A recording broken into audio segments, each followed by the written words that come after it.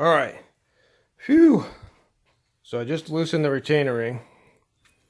And let me give you some tips on this deal. So I was wondering how to hold this thing. Here's the tool. Just came in today. That's what you get for $160. It's actually pretty well made. But fit right in there. It was great. The tool number, just in case you're wondering, is right here. Come on, focus up. 385-0604. The manual says -4 after that, but I couldn't find that for the life of me online, but this number appears to have worked out. They just call it a Volvo Penta hook spanner, and it's expensive, but it does the job. Now, the biggest trick is you really had to get some leverage and refund this, and so without that special holding fixture, I had to improvise again, and I took this 1/4-inch steel plate, some more awful welding, welded a piece of angle iron on it, and then just used the bolt pattern underneath there, drilled 4 holes, and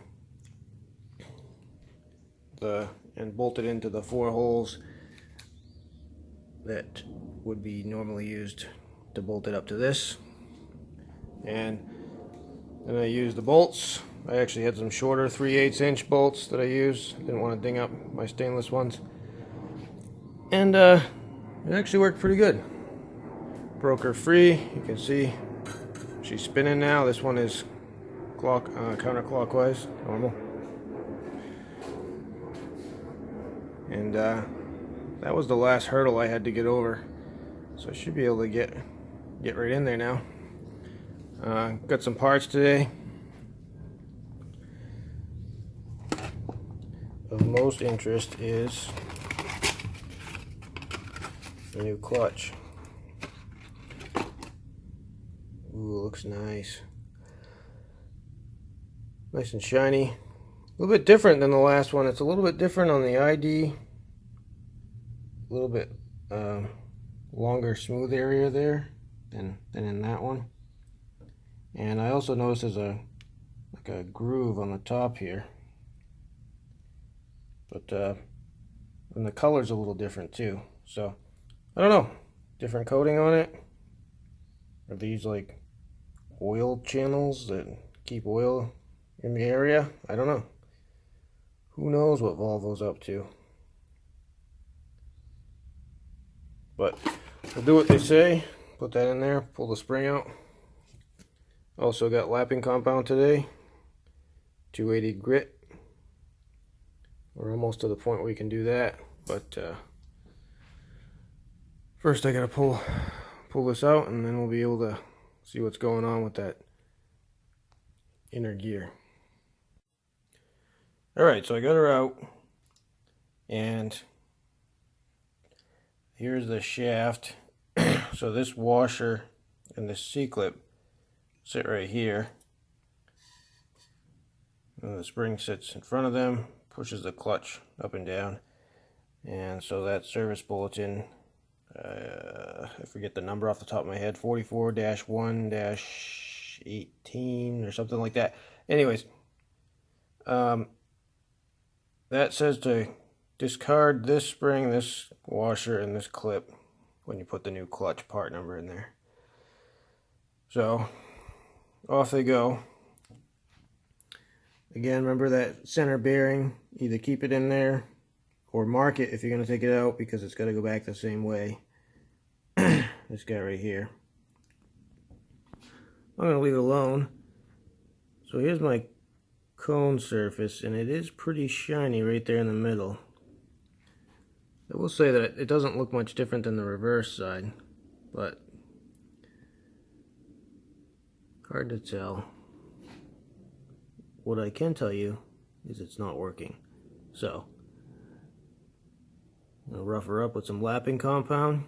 Yeah, that's pretty glazed, I would say, in my not so expert opinion.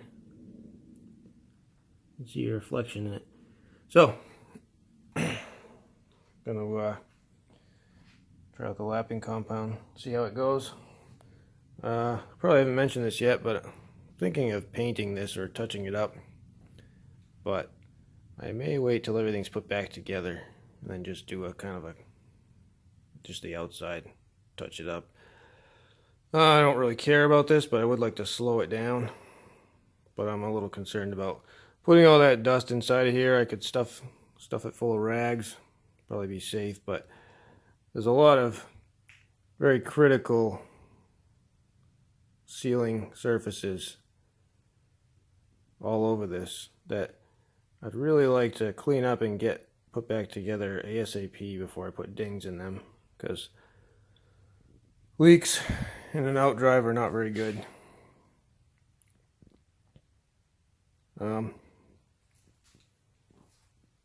So yeah, let's do some lapping and then I'll show you what that looks like. Alright, so I just got done lapping this. Heard various input from various people, and ultimately I guess what I believe is probably the best option for how to do this, or what I was told was, so you obviously take your clutch and use the side that would normally mate with this gear. So we're doing the forward gear, is the forward side, and apply your lapping compound evenly all the way around this surface. And then what I did was I marked 12 o'clock, pushed it straight down, and did 30-degree turns back and forth 10 times. Okay. Then I took this 12 o'clock mark, rotated the clutch 120 degrees, back in 10 turns. And then another 120 degrees the other way, so you're doing all three sections evenly throughout the whole 360 degrees, and 10 times again. And what I've done here is I've stuffed the center with cloth and also wrapped the outside, and I really just want to keep that lapping compound right here. And then when I'm done, I cleaned it with solvent, wiped it out really good. You want to keep that stuff away from your bearings, it will chew them up in no time. This stuff is pretty abrasive. So here's what we got now. Definitely broke that glaze. Whether or not this is enough, I just don't know. But I do know that I am pretty nervous to go anymore, because if I start to modify that dimension enough, I could throw everything off and it could slip forever. So I really think what I'm just trying to do here is just break the glaze to help create more friction with the new clutch. I would say it's definitely pretty important to use the old clutch for this, because as you can see, I've wiped this down a little bit, and it's definitely a coating on there that it's taken off, because it looks different now. So I'm pretty sure there is some sort of electroplated coating of some sort there. But like I said, we're tossing this, so no big deal. So I'm going to ponder this a little bit more, but I don't think I'm going to go anymore. I think that has done the job. Alright, so it's Saturday, and I was going to start putting this thing back together, but I just don't have all my seals and everything. And so I guess today's task will be to pull the shift cable out of the boat. Just going to replace that.